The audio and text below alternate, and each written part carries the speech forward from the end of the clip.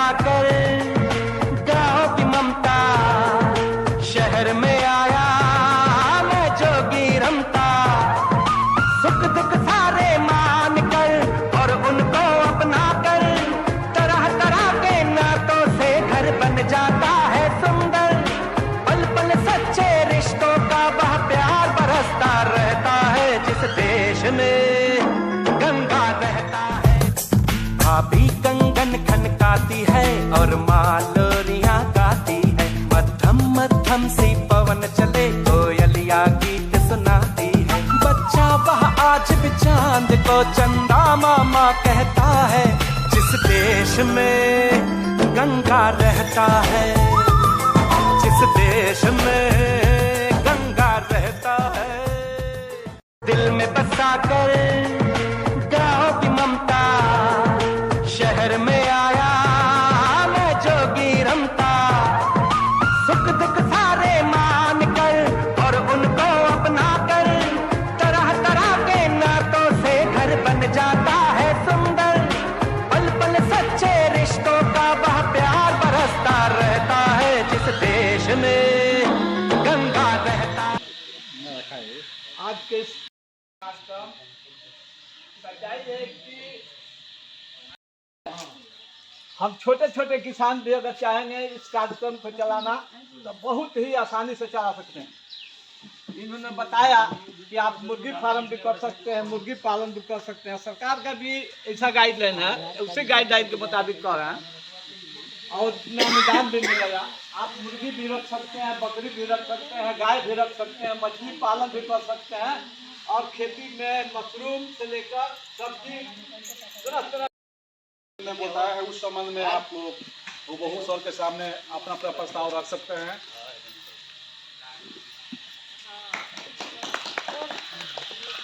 गेहूं के खेतों में कंघी जो करे हवाएं, रंग बिरंगी कितनी चुनरियां उड़ उड़ जाएं।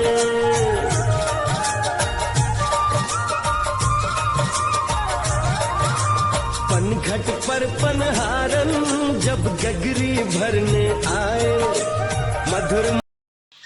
लेकिन इस परेशानियों के साथ साथ उसको एक अपादी मिलती है, एक गिफ्ट दिया जाता है कि वह अन्नदाता है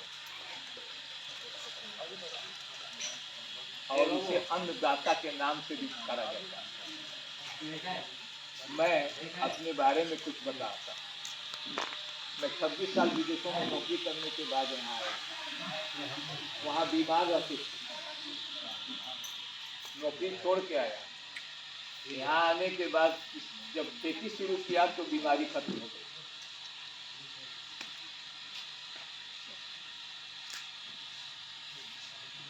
खेती शुरू किया, एक गाय मेरे पास, इत्तेफाक से एक आदमी हमारे मोहल्ले के उस गाय से आधा किलो दूध। तो मैं सोचा कि आधा किलो दूध देते थे, एक पानी रखा 17 महीना में 13,000 रुपये। आज दूध तो हमारा 14 लीटर दूध करती है। इसी को आधार मान के मैं गाय पालने लगा। परेशानी तो बहुत है गाय पालने में। आप लोग जानते हैं अब ये बरसात कल गुजरा है, क्या हालत हुई है हमारे 11 गाय की, उनको पिलाने बांधने और दूसरी परेशानियों को झेलते हुए फिर हमारे छोटे भाई जो हैं वो बकरी पालन का ट्रेनिंग लगे लेने और उनका सरपंच ज्ञान को महीना चलता उनका ये शौक था। तो मैं उसको पहले बाजार में मेरा कर लीजिए ना आप भतीजा लगता है, वो IAS है, उसने खाद की एजेंसी दिलवाई। 4 कंपनी की एजेंसी है, चला नहीं सका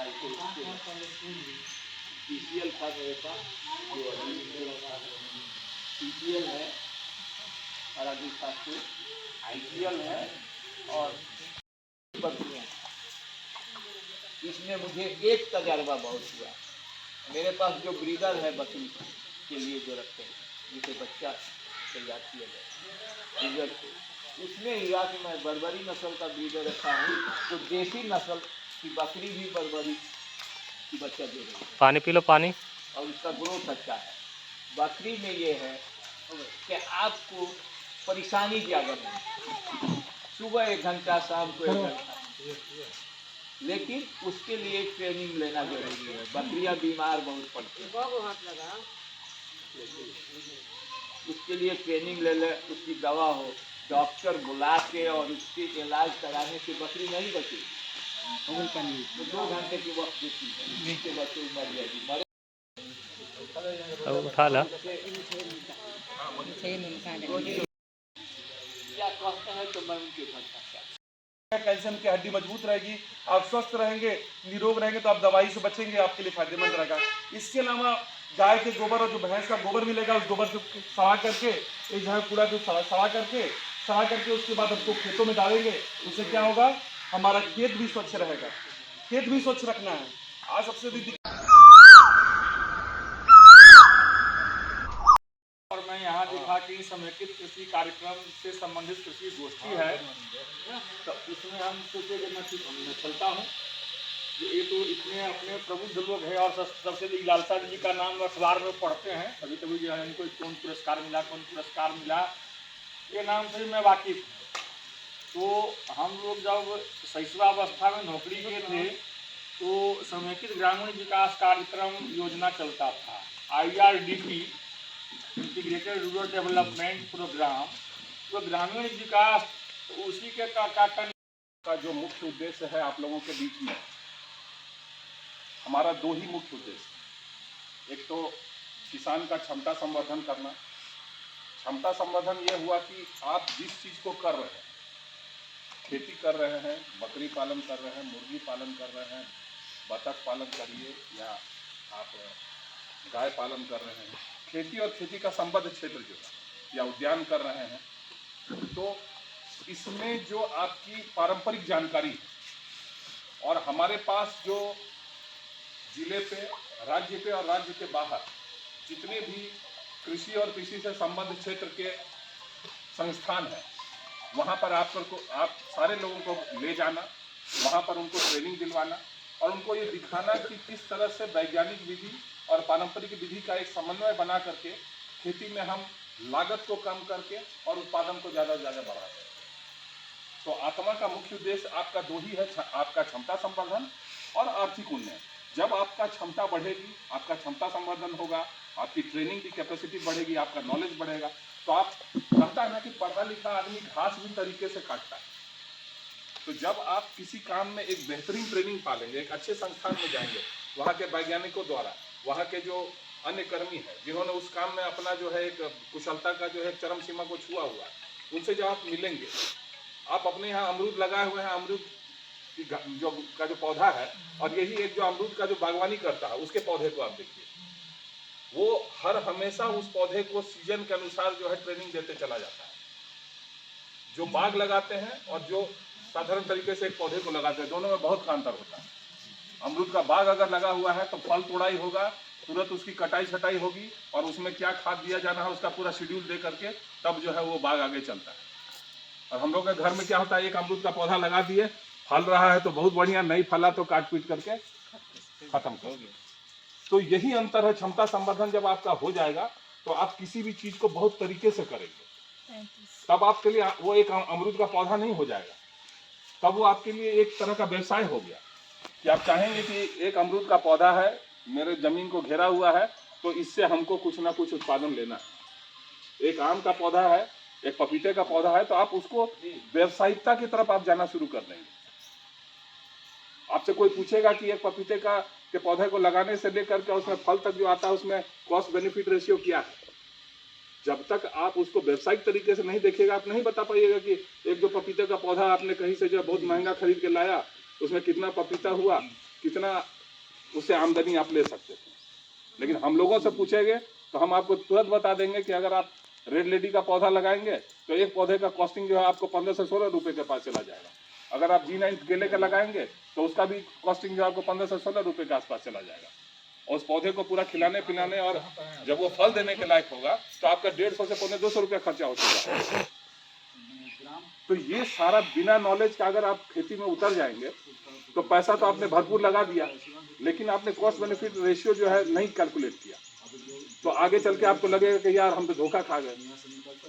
तो इसीलिए जो हम क्षमता संवर्धन आपकी करवाते हैं तो उसमें हम पूरा बताते हैं आपको कि ये अगर आप 1 एकड़ के लिए करते हैं या 1 कट्ठे के लिए करते हैं तो आपको पौधा से लेकर के उसमें लगने वाला खाद पानी आपका मेहनत सब मिला करके आपका कॉस्टिंग क्या पड़ेगा और वर्तमान में जो बाजार भाव है उसमें से उत्पाद निकलेगा तो कितने का बिकेगा। तो आप आराम से सोच सकते हैं कि यार जिससे बढ़िया तो हम गाय पालन कर रहे थे, काहे के लिए हम केला उत्पादन करने जाएंगे, इसमें तो इतना ही हमको मिल रहा है। लेकिन जब जानकारी नहीं है तो पहले क्या कीजिएगा, कहीं से 10 केला का पौधा ला के लगा लिए, खाद पानी भी डाल दिए, और जब फल निकला और बैठ के जब जोड़ना शुरू किए तब पता चला कि कुत्ते की हड्डी वाला हालत हो गया। तो खेती को जब तक आप उस तरीके से नहीं कैलकुलेट करके चलिएगा तो खेती को व्यवसाय में आप कन्वर्ट नहीं कर पाएंगे। और आज हमारे साथ में सबसे बड़ी दिक्कत क्या है कि हम लोग जिस परिवेश से भारत को शुरुआत से हम लोग बोलते चल रहे हैं कि कृषि प्रधान देश है, कृषि प्रधान देश है, ठीक है, सब कुछ है, लेकिन आज भी हम केवल परंपरा के लिए खेती कर रहे हैं। क्योंकि हमारे बाप दादा खेती करते थे, हमारे पास खेत है, इसीलिए हम खेती कर रहे हैं। ऐसा कुछ भी नहीं कि उस खेती के बल पर आपको बहुत नया व्यवसाय खड़ा कर ले रहे हैं। मैं हर जगह पूछा हूँ किसानों के बीच में कि कोई एक किसान ऐसा खड़ा होकर बोले कि साहब मेरा पूरा परिवार मेरी खेती के बल पर चल रहा है। किसी भी भीड़ में एक किसान नहीं खड़ा हुआ है। कारण वही है कि हम लोग हमेशा से खेती इसलिए कर रहे हैं कि खेत है मेरे पास में और हमारे बाप दादा खेती करते हैं। बताइए सच है कि नहीं? नहीं, वही बात हम कर रहे हैं ना। तो उसको अगर इजी पैसा मिलेगा तो क्यों अपना देश में चलाने के लिए जाएगा? दस्तखत हुआ है आप इनका? दस्तखत तो आती है, थोड़ा आज कर लीजिए। आइए भैया का आ जाइए। तो उनसे हमको पैसे का सपोर्ट मिल जाता है, तो खेती बाड़ी सही समय से बीज आ जाता है, सही समय से खाद आ जाता है।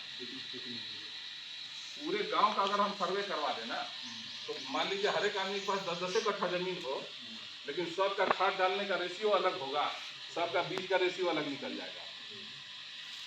जानकारी का अभाव। एक बार अपना खेत को जाकर के देखे, थोड़ा कम हरियर नजर आ रहा है, बगल वाला बेसिन में हरियर नजर आ रहा है, चुपके से मार दिया अपना 2 कट्ठा मार दिया। तो ये धारणा हमको चेंज करना पड़ेगा। और खेती में क्या है कि आपके पास कम जमीन है या ज्यादा जमीन है वो मैटर नहीं करता है, आपके पास आइडिया कम है या ज्यादा है ये मैटर करता है। और जब आप अपनी बुद्धि कौशल सब लगाएंगे तो जमीन कोई बहुत बड़ा नहीं है। आप देखेंगे कि आप ही का कोई गांव का आदमी जो है, पता चला रसिया चला गया, वहां पर जमीन जो है किराए पर लेकर के खेती कर रहा है। सिवान का आदमी मिल जाएगा आपको ऐसा करते हुए। तो उसके पास तो खेती नहीं थी, लेकिन उसने खेती करना था तो खेती का जुगाड़ किया। तो इसीलिए सबसे बड़ी चीज है नॉलेज। आज के समय में कहा जाता है नॉलेज इज पावर।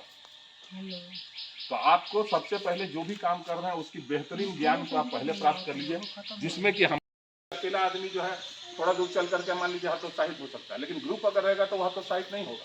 ग्रुप का पावर है, ग्रुप के पास पैसा है, ग्रुप के पास बैंकिंग का सपोर्ट है। तो आज हमारी दीदी लोग जो है यहाँ पर इतनी आगे बढ़ रही है, तो वो कोई हमारा बहुत बड़ा सहयोग नहीं है, लेकिन परस्पर जो सहयोग है वो बहुत बड़ी चीज़ है।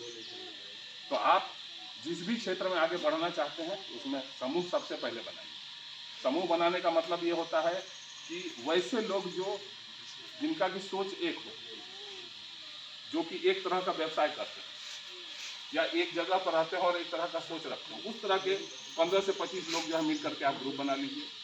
ग्रुप बना करके हमारे जो कर्मी हैं इनके सहयोग से बैंक में खाता खुलवा लीजिए, रेगुलर बचत कीजिए और हम लोगों को आप इन्फॉर्म कीजिए कि सर हम लोग बकरी पालन पे जाना चाहते हैं, गाय पालन पे जाना चाहते हैं, औद्यानिक खेती करना चाहते हैं, या जनरल खेती में जो है हम लोग, अरे चावल गेहूं में ऐसा थोड़ी है कि खेती नहीं है।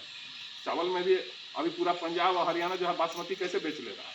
आप आज तक बासमती नहीं लगा पाए अपने क्षेत्र में लार्ज स्केल पे। ये केवल एक साजिश है कि बिहार में नहीं हो सकता, कि आपके यहाँ नहीं हो पाएगा, ये केवल एक साजिश है।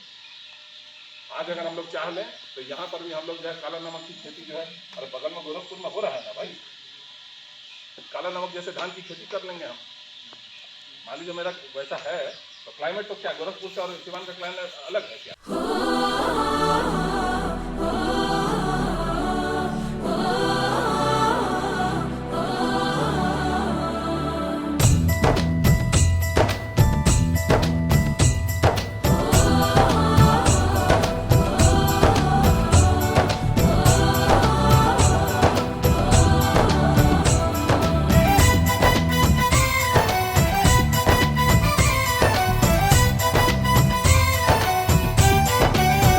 यहाँ हर कदम कदम पे धरती बदले रंग, यहाँ की बोली में रंगोली सात रंग। यहाँ हर कदम कदम पे धरती बदले रंग, यहाँ की बोली में रंगोली सात रंग। धानी पगड़ी पहने मौसम है, नीली चादर ताने अंबर है। नदी सुनहरी हरा समंदर है, देश सजीला देश रंगीला रंगीला, देश मेरा रंगीला, देश रंगीला रंगीला, देश मेरा रंगीला, देश रंगीला रंगीला, देश मेरा रंगीला, देश रंगीला रंगीला, देश मेरा रंगीला।